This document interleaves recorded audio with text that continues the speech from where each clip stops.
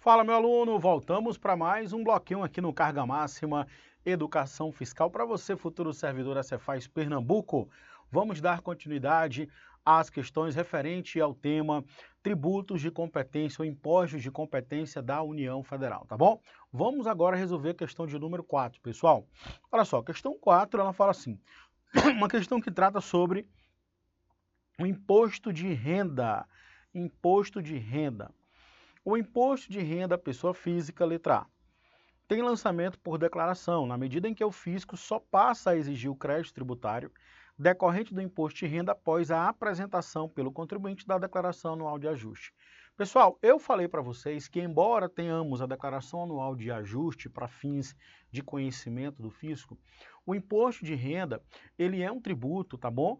Que muitas vezes engana o candidato a concurso público. Por quê? A gente pensa muito a declaração anual de imposto de renda, que aquilo vai ser um tributo de lançamento por declaração, mas não é, pessoal. Não só imposto de renda, mas a maioria dos tributos, dos impostos, são tributos em que o lançamento acontece por homologação. Ou seja, todo o procedimento de identificação do fato gerador, identificação do contribuinte, responsável tributário, alíquota, base de cálculo, tudo é feito pelo próprio contribuinte, ele realiza o pagamento antecipado e depois simplesmente a Fazenda Pública homologa, ok? Então, no imposto de renda não é diferente. Embora nós tenhamos a declaração anual de ajuste, que nada tem a ver com o fato do lançamento, tá bom? O lançamento do imposto de renda é por homologação, ou seja, o contribuinte realiza todas as etapas da quantificação, todas as etapas do que é necessário para se cobrar aquele tributo, ele faz o pagamento antecipado e depois ele apresenta a documentação só para a Fazenda Pública, no caso federal, fazer a homologação, ou seja, dá o ok, né, referente àquele recolhimento. Então vamos lá. Aqui, galera, a letra A já está errada. Por quê? Porque o lançamento não é por declaração. O lançamento tributário, né, do IR, do Imposto de Renda, vai ser por homologação. Homologação. Apareceu a homologação, você já atrela a ideia de antecipação. Antecipação do pagamento, tá bom? Então, está errado a letra A. Letra B, tem a alíquota proporcional, pois as alíquotas vão aumentando gradativamente. Pessoal, quando a alíquota vai aumentando gradativamente, ela não é proporcional. Eu chamo a alíquota o quê? Progressiva. Então, na medida em que você vai auferindo renda, maior vai ser a alíquota do imposto de renda. Então, já fica errado aqui a letra B. Letra C, relativamente às rendas auferidas pelos servidores públicos estaduais e municipais, é de competência do Estado e do município, respectivamente. Claro que não, pessoal. O imposto de renda é um tributo da União. Mesmo que eu esteja diante, por exemplo, de um servidor público que auferiu renda em virtude da contraprestação, né, a sua remuneração recebida pelo Estado do Pernambuco, você daqui a uns dias vai pagar imposto de renda, né? E aí, quando você for fazer o pagamento do seu imposto de renda, e continuará sendo da União Federal. Não é porque você recebeu da Fazenda, do Estado do Pernambuco, a sua retribuição, você, futuro servidor, que você vai pagar o Estado. Não, pessoal. Embora nós tenhamos a retribuição feita ou pelo Estado ou pelo município, não importa, continuará sendo um tributo de competência da União. Não é o fato, tá? Não é o fato do agente pagador ser o município, ser o Estado, que vai declinar para ele a competência. Não, não, não. Se você é servidor do Estado, servidor do município, se enquadra dentro das alíquotas do imposto de renda, você vai pagar a respectiva alíquota condizente com a sua remuneração. Tudo bem? Então, está errado aqui essa proposição. Letra D, pode ser instituído somente por lei complementar. Não, galera. O imposto de renda é um tributo que pode ser instituído por lei ordinária, não necessariamente por lei complementar, beleza? Letra D fica errado. Claro, letra E é o nosso gabarito. Tem por fato gerador as rendas e proventos de qualquer natureza, acréscimos patrimoniais líquidos, auferidos em determinado período de tempo. Então, todas as vezes que houver, né, que o indivíduo, pessoa física, ele auferir renda e proventos, ele vai ser, né, devedor do imposto de renda, porque ali estará sendo praticado o fato gerador dessa cobrança tributária. Tudo bem? Beleza? Então, letra E, gabarito, questão resolvida. Questão 5, galera, fala assim, ó. No caso de importação de produtos de bens estrangeiros industrializados, então aqui eu estou falando o quê? De importação de bens, né? De bens estrangeiros de produtos industrializados. Então, quando eu falo de importação, eu estou trazendo de outro país para o Brasil. Cuidado, pessoal, eu sei que parece bobo, mas é sempre importante você ter em mente a questão da importação e da exportação, porque isso pega muito em prova, tá bom? Principalmente no IPI e no ICMS. A importação e a exportação têm efeitos diferentes, por isso que você tem que identificar que a importação vai ser quando o indivíduo ele traz produtos do exterior para o Brasil, e a exportação é quando sai produtos daqui do Brasil para o exterior. Então eu sei que isso é bobo, mas é sempre bom você ter isso em mente. Então aqui a questão fala exatamente sobre a importação. Está sendo trazido produtos estrangeiros para o Brasil. No caso de importação de produtos de bens estrangeiros industrializados, olha só, a base de cálculo do IPI equivale ao preço normal do produto, acrescido não só das taxas exigidas para a entrada do produto no país, mas também dos encargos cambiais efetivamente pagos pelo importador ou dele exigíveis. Pessoal, está errado. Por quê? Porque quando a gente fala aqui da base de cálculo do IPI, a base de cálculo do IPI vai ser o valor normal do produto, ok? Se você comprou aquele produto por R$300, tá bom? R$300, ali eu tenho a base de cálculo do IPI. Repare que vai ser afastado de taxas exigidas na entrada do país, no desembaraço aduaneiro. As taxas que você paga no desembaraço aduaneiro daquele produto industrializado, você não vai ter que colocar nessa conta, tá bom? Então fica errado, a base de cálculo vai ser o valor do produto. Então, afastar dessas incidências aqui, item 5 errado. Item 6, com relação ao imposto sobre grandes fortunas, o IGF, né, pessoal? Nós sabemos que a lei complementar tem que definir o que seria grandes fortunas. Nós sabemos que é um tributo de competência da União, ok? Só que nós não temos hoje ainda, né, a definição por lei complementar do que seria a grande fortuna. Nós não temos hoje grande fortuna e, consequentemente, não dá para fazer a cobrança dessa exação. Para que nós possamos ter o IGF instituído e cobrado pela União, nós precisamos saber o conceito de grande fortuna. O que seria esse termo grande fortuna? E nós sabemos que a lei complementar é que deve determinar, deve quantificar o que seria essa grande fortuna, conforme preleciona o próprio texto constitucional. Dando continuidade, ele pede o quê? Ele pede a correta. Letra A. Pode ser instituído pela União pelos estados. Não, pessoal, o IGF é um tributo federal. Não pelos estados, não pelos municípios. Então não fica errado. Pode ser instituído pela União, mas enquanto não o fizer, poderão instituí-lo o Estado. Claro que não. Nós vimos que a omissão no exercício da competência não autoriza outro ente a criar aquele tributo. Então já fica errada a letra A, já fica errada a letra B. Vamos ver aqui a letra C. Pode ser instituído pela União, mas enquanto não o fizer, poderão instituí-lo os municípios. Também estará errado, porque o IGF é um tributo federal. Pode ser instituído pela União por meio de lei complementar, inexistindo competência concorrente ou suplativa para qualquer outro ente público. Sim, porque é um tributo de competência somente da União, privativo da União, tá, pessoal? Então, realmente, pode ser instituído apenas pela União Federal, por meio de lei complementar, tá certo? Então, lembrando que o texto da Constituição vai dizer que lei complementar vai definir, né, a expressão grande fortuna. E lembrando também que a maioria da doutrina diz que o texto constitucional não só tem que definir, né? Não só que a lei complementar tem que definir grande fortuna, mas também somente por lei complementar é que se pode instituir o IGF, coisa que a União ainda não fez, tá? Mas o fato da União ainda não ter instituído grandes fortunas, isso não autoriza nenhum estado, nenhum município a tributar, a criar esse tributo, beleza? Então aqui já fica a letra D do nosso gabarito, bora ver por que não é a letra E. Pode ser instituído apenas pela União, ok. Por meio de lei ordinária, não. É um tributo de lei complementar. Então, fica aí essas três informações preciosíssimas.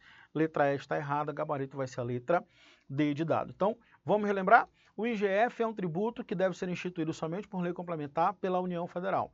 Os estados, os municípios e o Distrito Federal não podem, tá? Lembrando também que o conceito de grandes fortunas também só pode ser determinado por lei complementar, por mandamento da própria Constituição Federal. É um tributo que não é de competência da lei ordinária, mas é lei complementar, não esqueça disso, ok?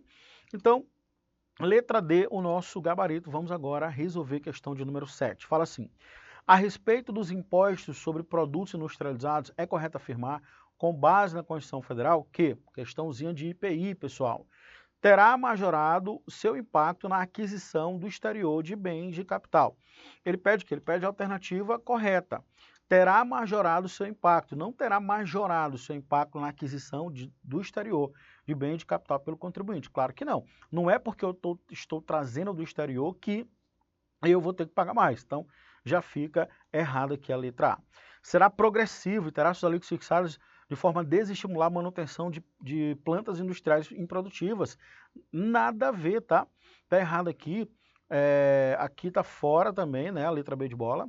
Será informado pelos créditos da generalidade, universalidade, não cumulatividade. Generalidade, universalidade, essa característica do imposto de renda, pessoal, não se aplica aqui para o IPI. Incidirá também nas operações de venda destinadas ao exterior. Nós vimos que nós temos uma situação de imunidade, tá? Imunidade. Porque produtos que são destinados para o exterior, tá bom? São imunes ao IPI, inclusive o seu transporte, tá? Tá bom? Beleza, claro. Será seletivo em função da essencialidade. Obrigatoriamente o imposto sobre produtos industrializados, ele será seletivo, né, observando a sua essencialidade. Na medida em que, quando eu estiver diante de um produto de maior, né, essencialidade para a população, eu tenho uma menor tributação. Quando for de menor essencialidade, eu tenho uma maior tributação. Então, letra E é o nosso gabarito, questão também bem fácil, tá bom? Sobre IPI. Próxima questão. Caso determinado município opte na forma da lei por fiscalizar e cobrar imposto territorial rural, desde que não implique a redução do imposto ou qualquer outra forma de renúncia fiscal, é correto afirmar. Não poderá fazê-lo por invadir competência federal constitucionalmente prevista. Pessoal, eu falei para vocês o seguinte, que realmente o ITR é um tributo da União Federal. Beleza, da União Federal. Porém, pode ser delegada para os municípios a capacidade ativa tributária. A capacidade ativa tributária, que nada mais é do que a capacidade de cobrar, capacidade de fiscalizar, tá bom? E a capacidade de arrecadar. Essa aqui ela pode ser delegada para quem? Para o município. Quando ela é delegada para o município ele fica com 100% do produto da arrecadação. Então, quando o município exerce a CAT, né, o que faz o município quando ele exerce a CAT? Ele fica com 100% do produto da arrecadação. Mas quando ele não exerce, ele fica com 50% do produto da arrecadação, tá? Então, a letra A já fica errada porque não poderá fazê-lo. Claro que pode, claro que pode. Pode ser delegado para o município a capacidade ativa tributária de cobrar, fiscalizar e arrecadar esse tributo, que é o ITR, tributo da União. Poderá fazê-lo somente se a União delegar sua competência legislativa. Pessoal, a União não delega competência legislativa, ela delega capacidade ativa tributária. Então, letra B já fica errado, tá? Letra C, não poderá fazê-lo. Claro que pode, o município pode sim receber essa delegação. Letra D, poderá fazê-lo se a União autorizar, desde que o município lhe repasse 50%. É errado, pessoal, é falso. Se ele fizer, vai receber 100%.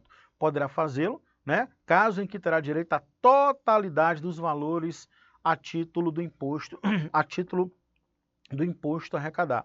Então, nós vimos que quando o município faz, ele recebe o quê? 100%. Quando o município não realiza 50% é do município, 50% fica da União Federal.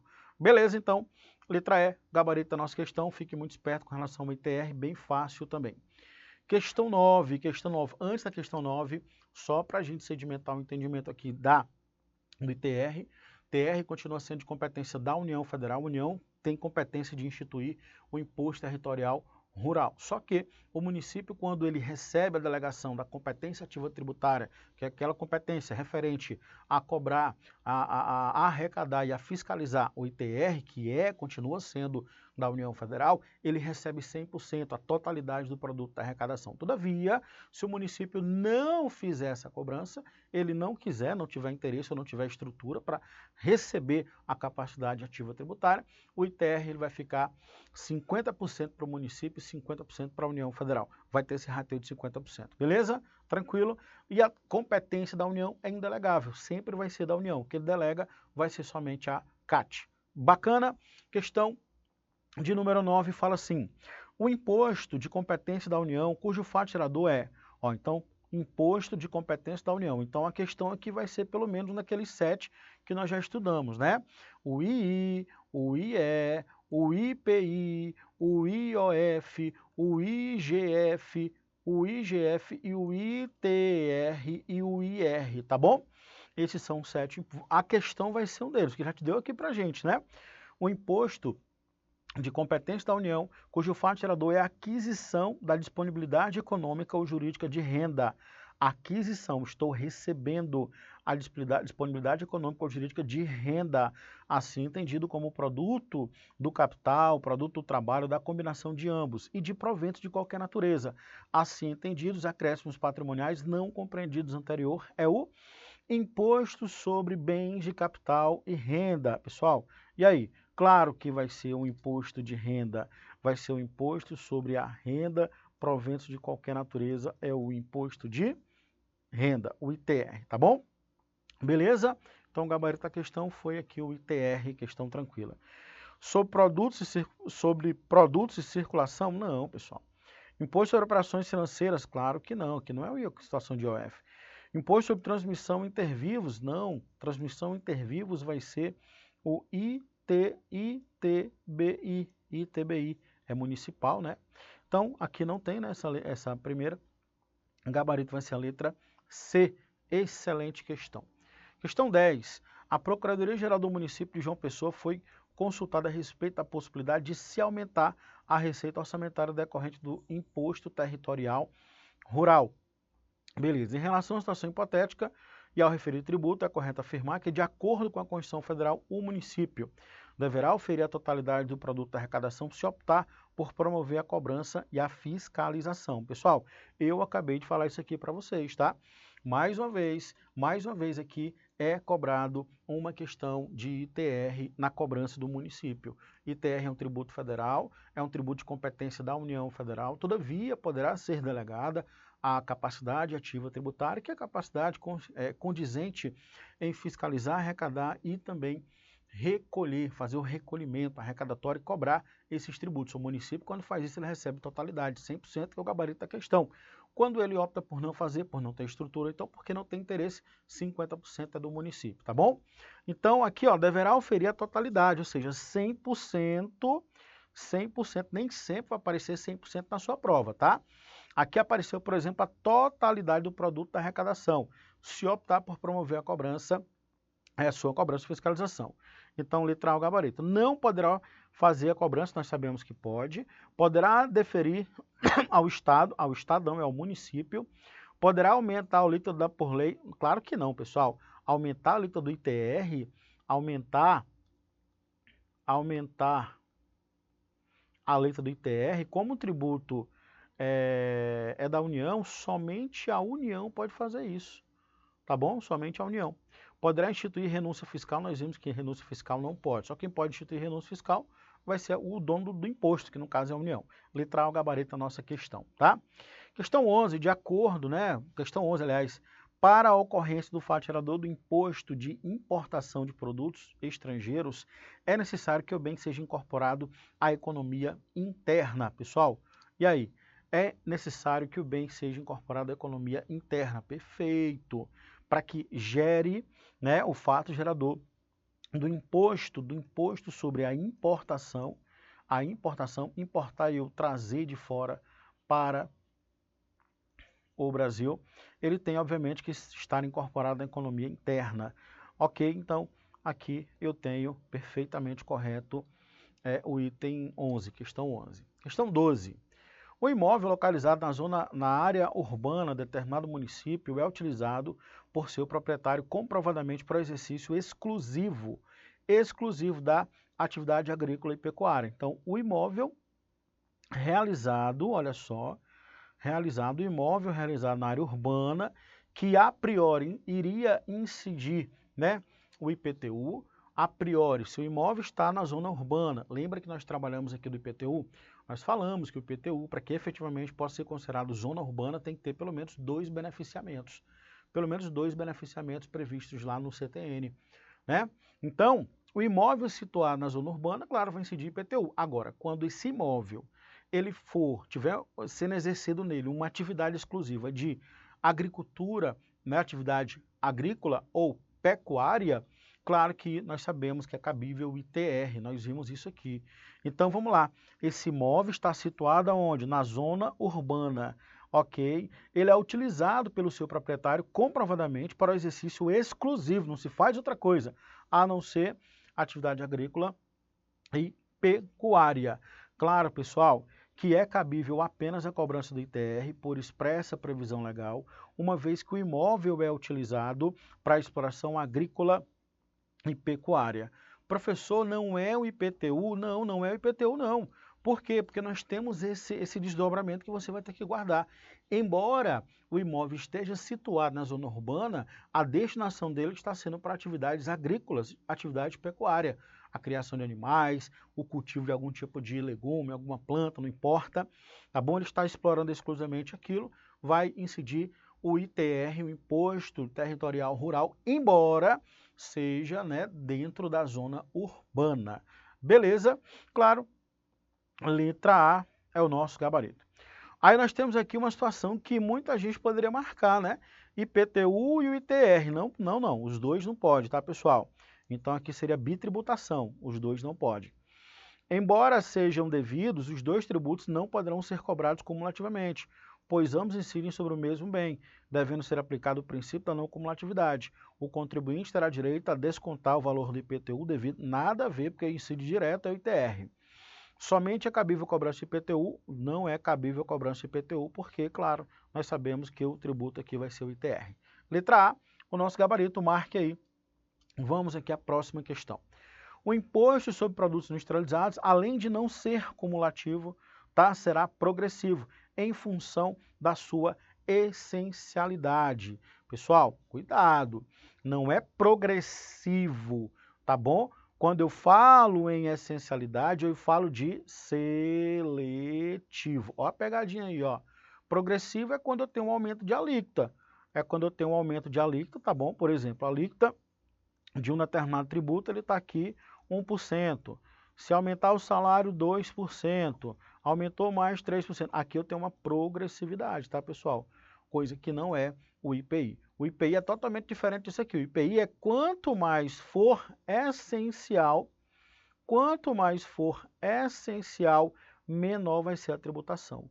Quanto menos for essencial, maior vai ser a tributação. É inversamente proporcional. Beleza? É inversamente proporcional. Então o nome disso vai ser seletivo. Lembrando que o IPI, a seletividade vai ser o quê? Obrigatória. Já o ICMS também ele tem a sua seletividade. Não esqueça disso, tá bom? O ICMS que é estadual, né? O ICMS que é estadual, ele vai ter a sua seletividade facultativamente. Então ele pode ser seletivo. Se for ICMS, pode. Se for IPTU, aliás, IPI, ele deve ser seletivo. Cuidado com isso, tá? Gabarito, item errado. Vamos agora começar a falar aqui do nosso lindo, maravilhoso ICMS. É um tributo mais importante, tá, pessoal? É um tributo que com certeza você vai se deparar na sua prova com questões de ICMS, porque, como eu falei para vocês, é um tributo que vai ser necessário para o seu conhecimento, tá? Para que você possa trabalhar, para que você possa realizar as atribuições do cargo porque é um tributo que tem mais receita no âmbito dos estados. Para não ficar quebrado, tá? Vou encerrar aqui, falta 5 minutinhos aí, mas eu vou encerrar aqui para que nós possamos pegar em blocos separados o ICMS. A gente encerra aqui os tributos de competência da União e já no próximo bloco nós vamos começar a falar sobre os tributos de competência dos estados. Nós vamos falar do ICMS, vamos falar do ITD, nós vamos falar do IPVA, beleza? Tranquilo? Então te encontro lá. Forte abraço, valeu pessoal, fui!